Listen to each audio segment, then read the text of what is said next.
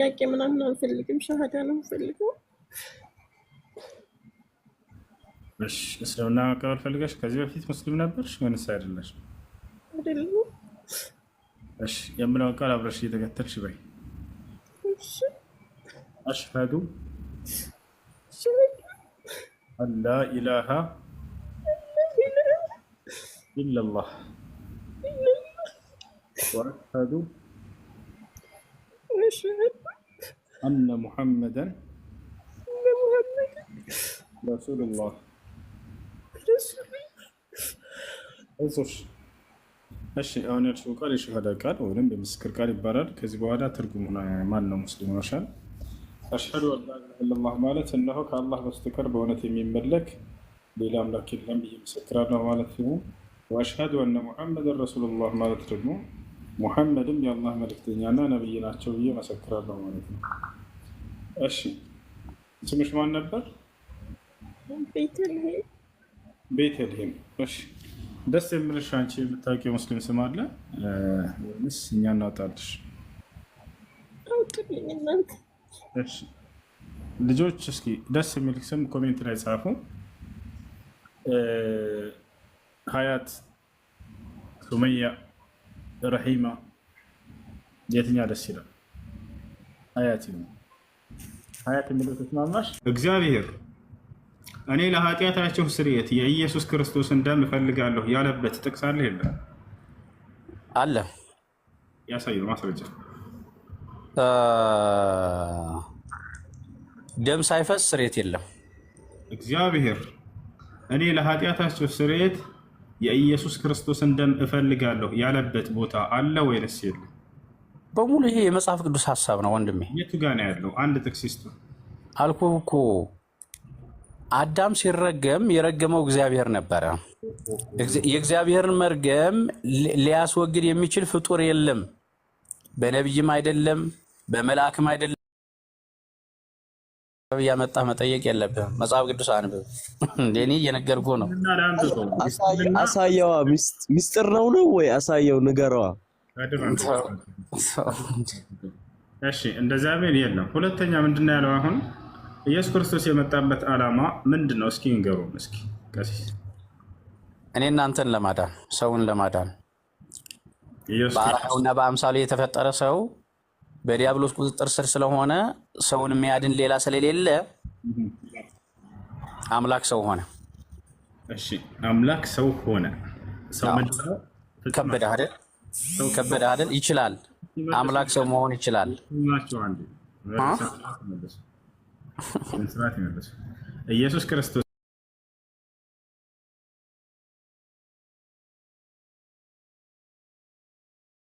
ነበረብን፣ አሁን የለብንም። በማን በኩል ነበር የነበረብን ኃጢአታችን? በአባታችን አዳም ነው። በአዳምና በሔዋን በአዳምና በሔዋን ምክንያት የመጣውን ኃጢአት ሊያስተሰርይ ነው የመጣው ኢየሱስ ክርስቶስ አይደለም? ያ ማለት ኃጢአት ልክ እንደ ደም እየተቀዳ ይመጣል ማለት ሳይሆን አዳም በሰራው በደል ከገነት እንድንባረር ሆንን ነው። ቅጣት ደረሰብን። እሺ ኢየሱስ ክርስቶስ ስለዚህ ስለ አዳም ኃጢአትና ስለሰራው ኃጢአት ጉዳይ ምናምን ተናግሯል መጽሐፍ ቅዱስ ላይ? እንኳን የእሱን ኃጢአት ሊያስተሰርይ ተውትና አዳምንና የሰራውን ኃጢአት አንስተዋል ወይ መጽሐፍ ቅዱስ ላይ? ጭራሽ ኮማንድ ፖስት የሆነ ቤት ነው የገጠመኝ እኮ። ምንድን ነው የምታወራው? ስለ መለኮት እናውራ እኮ። ስለ መለኮት እናውራ። አንተ ተመልሳለሽ። ምኑን መጀመሪያ ስለስሄድ ወይ ትሄዳለህ? እሱ ምን መሰለህ? እሱ ትሰማኛለህ? እየሰማሁ ነው። ማነው ያስነሳው? ኢየሱስ ክርስቶስ ነው። ስለ ጾሙ ለምን አታወራም አባይ? ወይ ስለ መለኮት ነው መጀመሪያ እኮ ስለ መለኮት ነው አልኩህ እኮ። እሺ አንተ ታወራ ከሆነ እሺ፣ ኢየሱስ ክርስቶስ ያስነሳው ማን ነው? መልስ። ይሰማሉ። እሱ ራሱ ነው የተነሳው። ራሱ ነው የተነሳው የሚል አሳየንሽ። እሱ ይሰማል ማለት ራሱን የተሰነሳው ነው ማስረጃ። ቆይ አንተ አለ በቁርአን መኖር ትገኛለህ? አልፋ ነው ኦሜጋ አንድ እሱ ይሰማል። በስነ ስርዓት እናወራለን። ለምን ታፍርበታለህ? በቁርአን ለምን ታፍርበታለህ? አለ በቁርአን አለ ወይ ነው ማለት ስለማፈር አይደለም። ተረጋጋ እኮ ነግረኛ መልስልኝ። ሂድና ይሄ ሰውዬ ካሜራ አጥቶ እንደመጣው አለ። እሺ እና ማን ያስመሰል ይሰማል? ማን ያስመሰል የፎይ ተማሪ ይሰማል? ቆይ እንደዚህ እናድርገውልህ። እኔ የቴዎሎጂያን አይደለሁኝም። ጥልቅ የሆነ የነገር ምልክት እውቀት የለኝም። በተነሳው ሀሳብ ላይ መልስ ልሰጥ ነው የገባሁት። የሰማኝ ነው። ኢየሱስ ክርስቶስ ያስነሳው ርዕሱን ሽፍት ካደረግ ነው ደግሞ እኔም የራሴን ርዕስ ይኸውልህ። ሰምተኛል? አሁን ምን ድረስ ነው የምታወራኝ? ኢየሱስ ክርስቶስ ሊያስነሳው ማን ነው? ጥያቄ ነው፣ አጭር ጥያቄ ነው ማለት ነው። ያልኩን ሰምተኛል። ኢየሱስ ክርስቶስን ያስነሳው ማን ነው? ሰምተኛለሁ ያልኩ መጀመሪያ ነው የተነሳው ጥያቄ በጾም ጦጣውና ኢየሱስ ክርስቶስን ያስነሳው ማን ነው? የሚመልስ ክርስቲያን የለም። ሁለታቸው መለስ አልቻሉም። ክርስትናን ታደጉት፣ ክርስትና ይለዘዋል።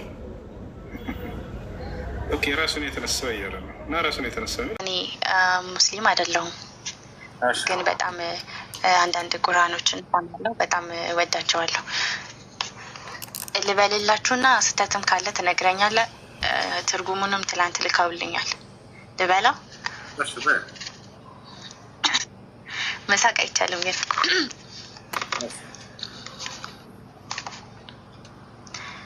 سبح اسم ربك الأعلى الذي خلق فسوى والذي قدر فهدى والذي أخرج المرعى فجعله غثاء أحوى سنسخرك فلا تنسى إلا ما شاء الله إنه يعلم الجهر وما يخفى ونيسرك لليسرى فذكر إن نفعت الذكرى سيذكر من يخشى ويتجنبها الأشقى الذي يصلى النار الكبرى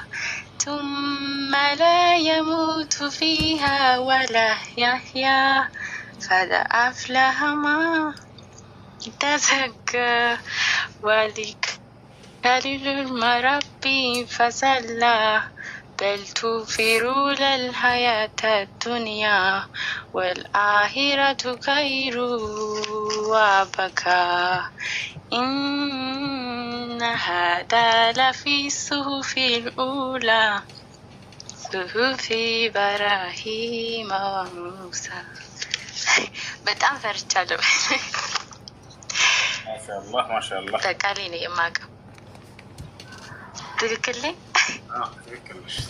ሙስሊም ጓደኛ አለች? የለኝም።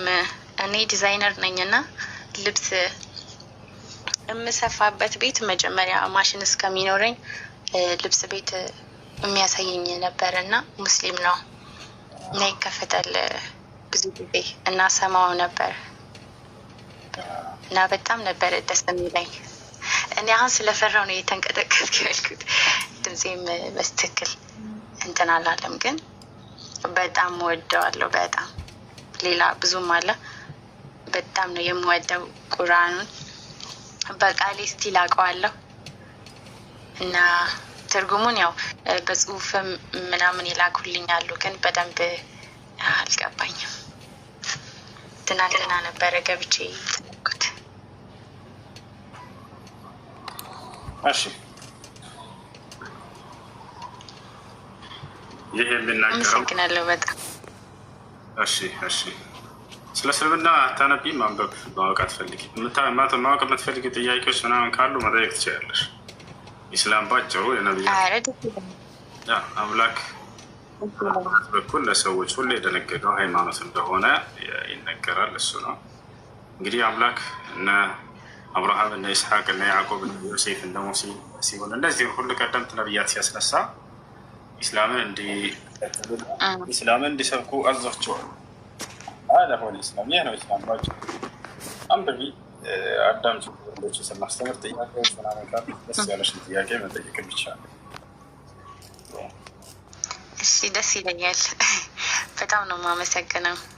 መርሐባሽ። በእስልምና አንድ ኒካ ሳይደረግ የተወለደ ልጅ ይኖራል አይደል? ያው እሺ በዝሙት እንዳለው ታዲያ የተወለደ ልጅ አባቱ ቢክ ልጅነት ነው። ከእስልምና አንጻር እንዴት ነው የሚታየው? አባት የሚባለው ሸሪዓዊ በሆነ ኒካህ አድርጎ ሲወልድ ጊዜ ነው። በእስልምና ያለ ጋብቻ አባትነት እናትነት እንደዚህ አይሆንም። እሺ አንድ ሰው ሸሪዓዊ ኒካህ አድርጎ ሲወልድ ጊዜ አባት ይባላል። ዝም ብሎ የፈለገ ቦታ ሄዶ እንደፈለገ እየወለደ አባት ተብሎ ይሄ አይጠራም በእስልምና።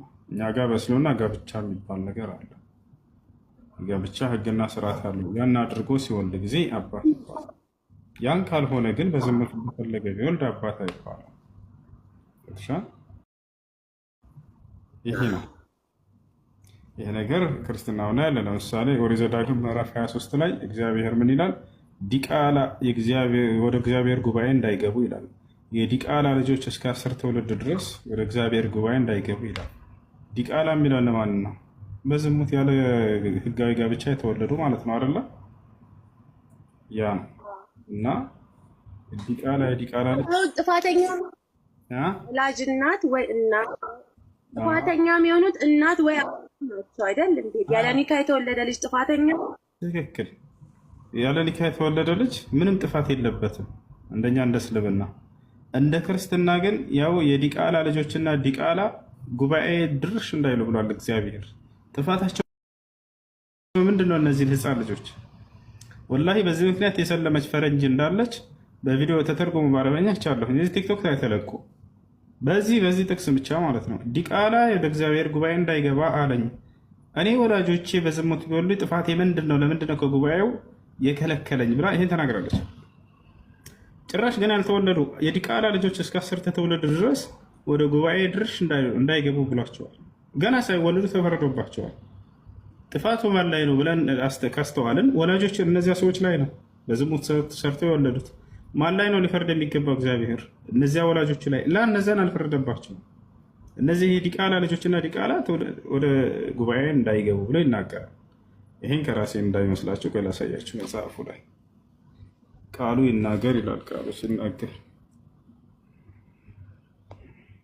ያው ቁጥር 1ን ከይቅርታ ጋር እለፉት። ቁጥር 1ን እለፉት። እሺ ምን ይላል? ቁጥር 2 ዲቃላ ወደ እግዚአብሔር ጉባኤ አይግባ፣ እስከ 10 ትውልድ ድረስ ወደ እግዚአብሔር ጉባኤ አይግባ ይላል። እሺ ይሄ ነው። እኛ ጋር ዲቃላ ወደ እግዚአብሔር ወደ አምላክ ወደ አላህ ጉባኤ አይግባ የሚላለ ወፍ አንዳውም ዲቃላ ማሰገድ ይችላል፣ መምራት ይችላል። በአላህ ጉባኤ ውስጥ መስጂድ ማለት ነው። ያታቸዋል ሁሉንም የአምልኮ ስርዓቶች መሪ ሆኖ መስራት ሁሉ ይችላል። እሺ በጣም ነው የማመሰግነው። ክበርልኝ ያለው ትምህርቶችን አያለው። ታመሰግናለሁ። አይ ጥያቄ አለ። ቀጥል። እግዚአብሔር ህፃናቶችን ግደሉልኝ ይላል። ምን ትላለህ? ሽማግሌን ግደሉልኝ፣ ካልገደላችሁልኝ በቃ ሰላም የለኝም። አልገድልም ያለውን አካል ተቀየመ፣ አዘነበት በጣም እና አውጣለት አንዴ ሳላ እንደሱ ከሆነ የምትፈልገው ና አንደኛ ሳሙኤል ምዕራፍ 15 ቁጥር 3 ላይ አውጣ። ህፃናቶችን ግደሉ የሚል አምላክ ይዘህ ሴቶችን ግደሉ፣ ሽማግሌን ግደሉ እያለ ጨፍጭፏቸው፣ አንድ እንዳትተው አንድ እንዳታስቀሩ አለ። አልገልም ብሎ ሳኦል በተናገረ ጊዜ በቃ አዘነበት፣ ተጸጸተ። እግዚአብሔር የእናንተን ጨርሳችሁ ነው? ተስማምተን ነው? በእናንተ ተስማምተን ነው? አንድ አራዲ ልጅ አንድ ተስማምተን ነው ወይ? በእናንተ ያና ምን ይላል? እግዚአብሔር የሚለውንም ስማ ይላል። እስራኤል ከግብፅ በወጡ ጊዜ አማሌቃውያን በመንገድ ላይ እየተቃወሙ ያደረገበትን ስለነበረ የሰራዊት ጌታ እግዚአብሔር አማሌቃውያንን ስለመቅጣት ወስኗል ይላል። ሄደህ በአማሌቃውያን አደጋ በመጣል ያላቸውን ሁሉ ደምስስ፣ ከእነርሱ ምንም አታስቀር አለ እግዚአብሔር። ወንዶችን፣ ሴቶችን፣ ልጆችን፣ ህፃናትን፣ ከብቶችን፣ በጎችን፣ ግመሎችን፣ አህዮችን ሁሉ ግደሉ ይላል እግዚአብሔር። ምን ትላለህ በዚህ ላይ? ህፃናቶችን ግደሉ እያለ ነው። ህፃናቶች ወረድ ብለህ አንብበው እስኪ ሁሉንም። ችግር የለውም አንብበው ጨርሰው ምዕራፉን ሙሉ ነው ያንብብ። እንዳውም ከወረድን የከፋ ነገር ነው የምታገኘው። ሰውየው አልገልም ብሎ እግዚአብሔር እንደተጸጸተ ይገልጻል። ሰውየው ከእግዚአብሔር ተሽሎ እንዴት እነዚህን እገላለሁኝ አለ። ከዛ እግዚአብሔር ተጸጸተ እሱን በመሾሙ።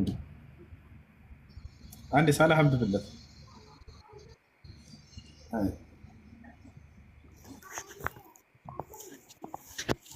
ሰው ከእግዚአብሔር ይሻላል። እንዴት እገላለሁ እንስሳ ብሎ አዘነ ሰውየው። እግዚአብሔር ለምን አልገደልክም ብሎ ተጸጸተ። አንብብለት ሙሉ ነው። ኦኬ እንደዚህ ይላል። እግዚአብሔር ነው የሚያዘው።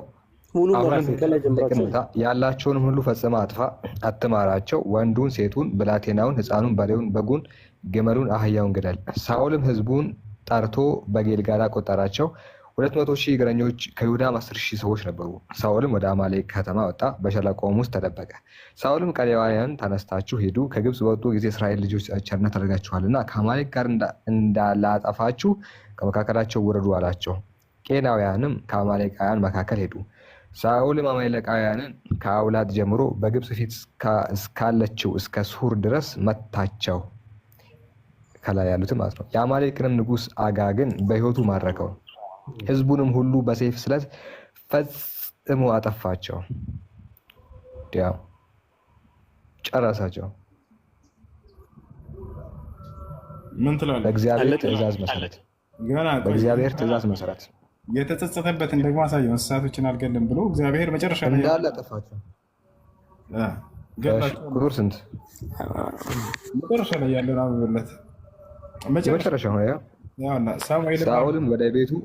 ሳኦልም ወደ ቤቱ ወደ ጊብዓ ወጣ። ሳሙኤልም እስከ ሞተበት ቀን ድረስ ሳኦልን ለማየት ዳግመኛ አልሄድም። ሳሙኤልም ለሳኦል አለቀሰ። እግዚአብሔርም በእስራኤል ላይ ሳኦልን ስላነገሰ ተጸጸተ። ምን መሰለህ ሁሱ፣ ይሄ አይግረምህ። እናንተ የጂኒ ወንድም አላችሁ ይላል። እንደ አንተ የሰይጣን አምላክ አለህ አይደል? መጽሐፍ ቅዱስ ላይ ጳውሎስ ነው ያለው። ቆይ ላሳየህ ነው አንድ ጊዜ። አሳይ ቃሉ እንዳትዘባበት። ሰው እንዴት እያወቀ ያጠፋል? በጣም እያወቁ እንዴት ሰው እያወቀ ሰው ያመልካል አይደለ? ትክክል ነሽ።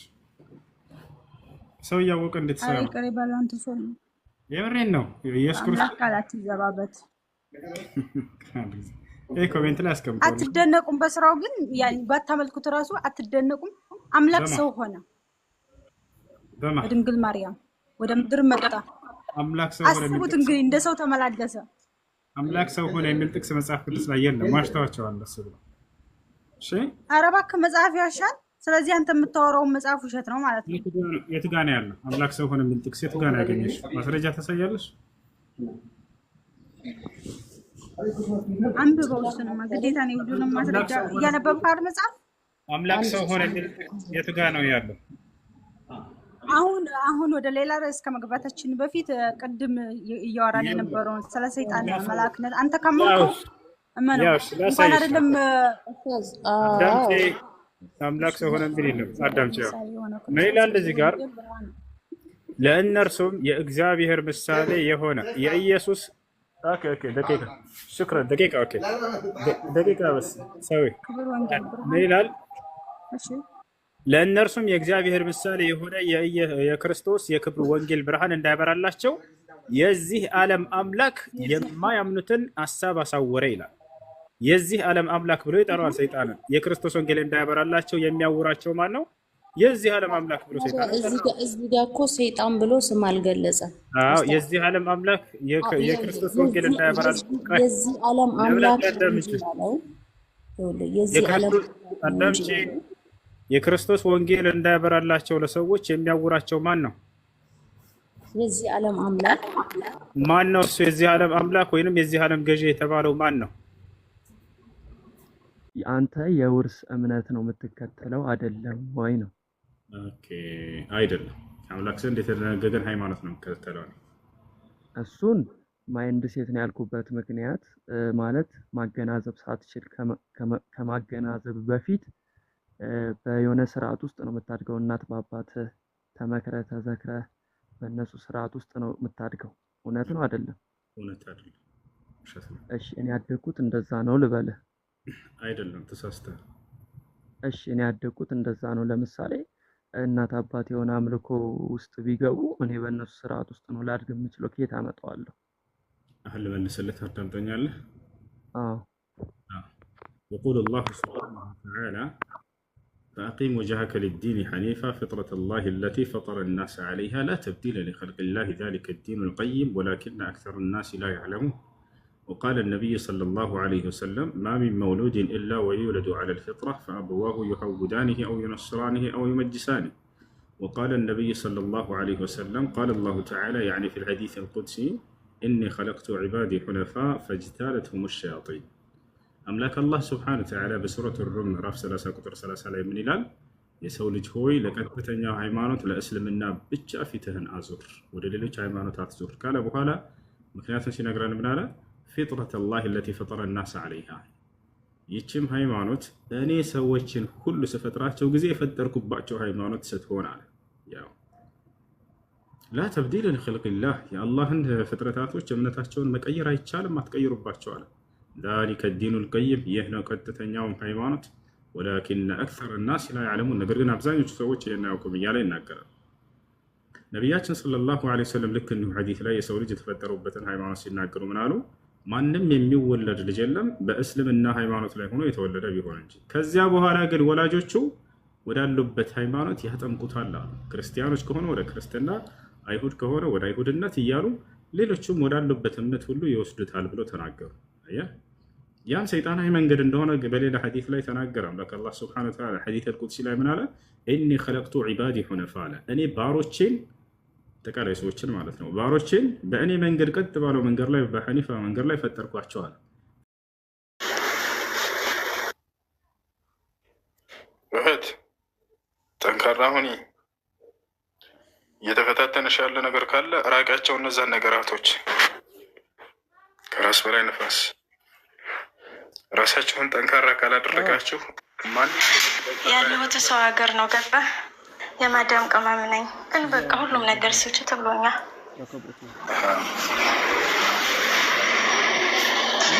ረጅም ዓመት ነው የቆየሁት እና ገብቼም ነበር ተመለስኩ።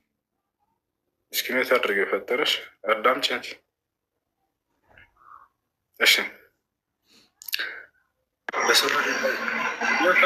በፈጣሪ ስም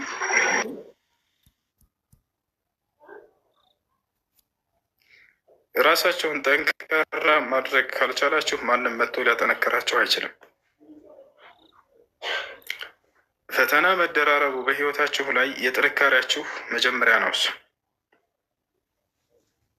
ከጊዜ በኋላ ፈተናን እነዚህን ፈተናዎች ትወዷቸዋላችሁ። የስኬታችሁ ድልድዮች መሆናቸውን ስትረዱ ጊዜ እኔ ዱባይ እንደሄድኩኝ ከኔ ተሞክሮ ልንገራችሁ።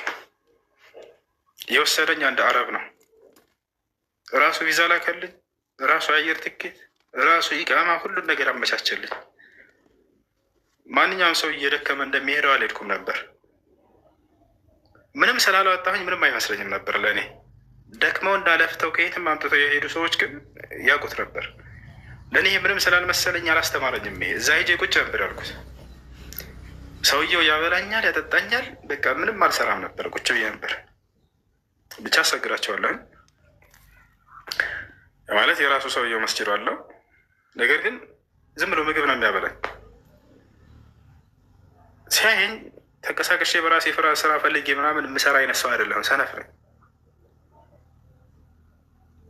ነገር ግን የመስራት አቅሙ እንዳለኝ አውቃለሁ። ከዚያ በኋላ ብርም ቢሰጠኝ ነበረ።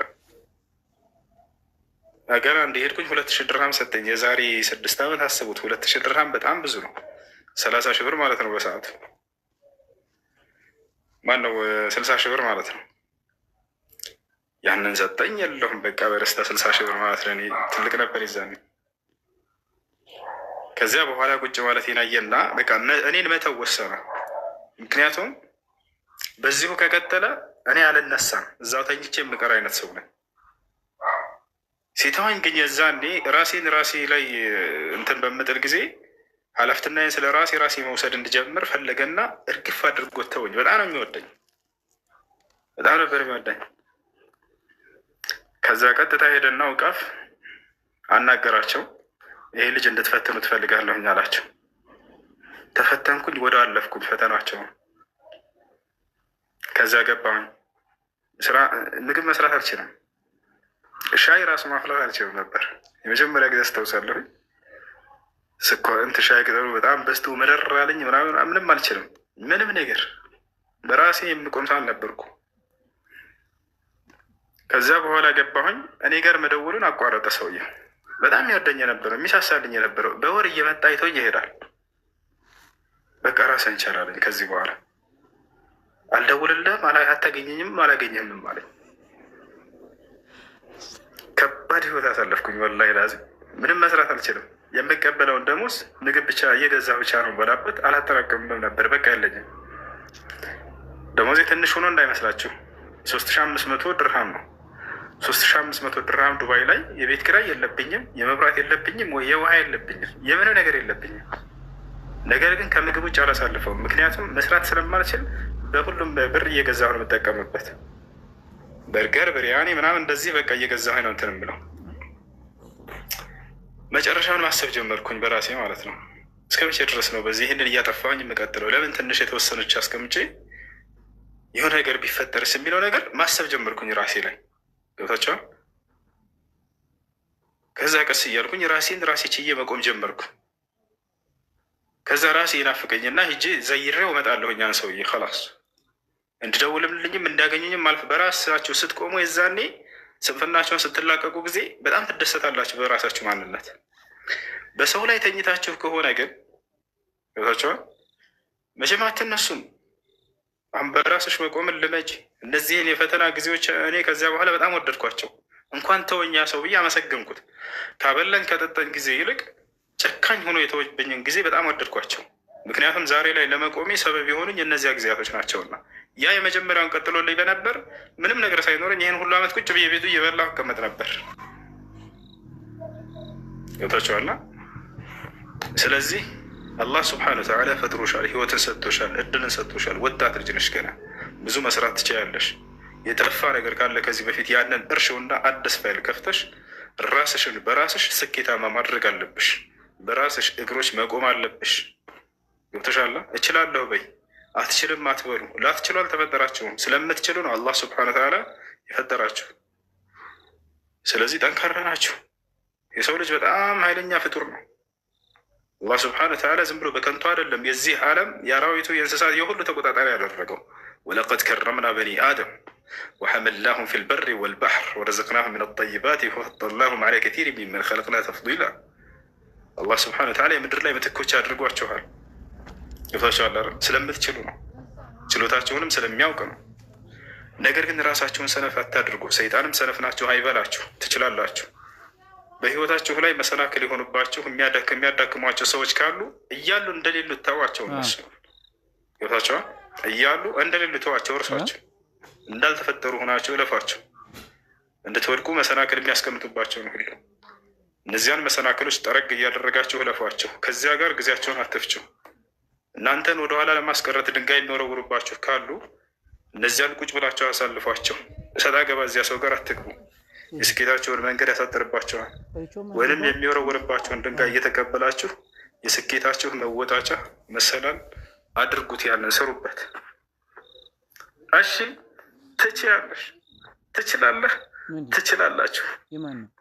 ከተኛህበት ተነስ፣ አልጋህን ይዘህ ተነስ ብሏል ቃሉ ሲናገር። እሺ፣ ቅራልኝ ነው ያልሽው፣ ቀራልሻለን። بسم الله الرحمن الرحيم قال إني عبد الله آتاني الكتاب وجعلني نبيا وجعلني مباركا أينما كنت وأوصاني بالصلاة والزكاة ما دمت حيا وبرا بوالدتي ولم يجعلني جبارا شقيا والسلام علي يوم ولدت ويوم أموت ويوم أبعث حيا ذلك عيسى بن مريم قول الحق الذي فيه يمترون ما كان لله أن يتخذ من ولد سبحانه إذا قضى أمرا فإنما يقول له كن فيكون وإن الله ربي وربكم فاعبدوه هذا صراط مستقيم فاختلف الأحزاب من بينهم فويل للذين كفروا من مشهد يوم عظيم ሚወትሽናሽው ህልም አለኝ ያልኖርኩት። እሺ ጀዛከላህ ኸይረን አመሰግናለሁ። እሱ በጣም ነው የማመሰግነው። ጀዛከላህ ኸይረን አመሰግናለሁ። እሺ ማለት በቃ አንዳንዴ በቃ ለምን እላለሁ ማለት እሺ ስደት ልክ ነው እንዴ? ልክ አይደለም። እኔ ሴት ሆኜ ሳለ ይሄን ያክል መንገላታት ለምን አስፈለገ ምናምን እያልኩ በቃ እንደው በጣም ምርር አለኝ ይሆናል አስጠላኝ ሁሉም ነገር እንጃ ብቻ በአንቺ ላይ ብቻ መለስ ብለሽ ጓደኞችሽን ተመልከች። አንቺ አሁን እናትሽን፣ አባትሽን፣ ወንድምሽ ትልቅ ስኬት እኮ ነው። በዚህ አላህን አመስግኝ እንጂ ከአንቺ ጋር ያሉ ጓደኞችሽ ምናልባት አንድ ቤት ቁጭ ብለው የእናቷን እንጀራ እየጠበቀች ሊሆን ይችላል። ገብቶሻል አይደለ? አንቺ ደግሞ ከዚያ ከፍ ብለሽ አላህ ከፍ አድርጎሽ ቤተሰቦችሽን የእናትሽና የአባትሽን እንትን ይዘሻል፣ ህይወታቸውን ደግፈሽ ይዘሻል። ይሄ እኮ ትልቅ ስኬት ነው። እዚህ ዓለም ላይ ትልቅ ስኬት ማለት አላህን ከመገዛት በመቀጠል ወላጆቻቸውን መልካም መዋል ነው። እነርሱ አላህ በቁርአን ላይ ሲናገር ስለ ራሱ ሐቅ ከተናገረ በኋላ የወላጆችን ሐቅ ይናገራል። የአላህን ሐቅ ጠብቃቸዋል፣ በእርሱ አምናቸዋል፣ እርሱን ትገዛላቸው፣ አልካዳቸውትም። የወላጆቻችሁን ደግሞ እየጠበቃቸው ያላቸው ሰዎች አላህን አመስግኑ።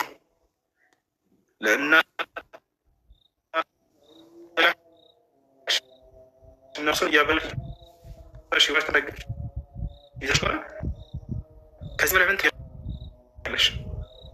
ከዚህ በላይ ትጋለሽ ነት ይዛቸው ብያ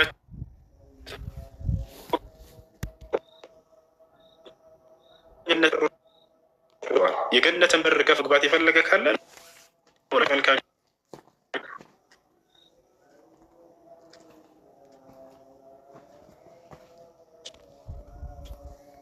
ልትዘጉ ይገባል ይላል ቃሉ ሲናገር። ስለዚህ እንዘጋዋለን ማለት ነው። ነገር ግን